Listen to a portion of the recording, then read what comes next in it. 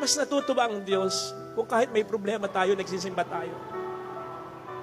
Yung kahit nakaganyan ka na lang, pero kumakapit ka pa rin. Kahit yung ilawan na sinasabi nga sa ating ebanghelyo, dapat may sinag lagi yan. Kahit umaandap-andap na yan dahil sa problema, okay lang. Basta at least buhay. Basta at least may liwanag. Umaandap. Sabi naman ng Panginoon, kahit ang pananampalataya maliit na lang, pagyayamanin ko yan. Basta yung maliit na pananampalataya yan, pag maalis na yan.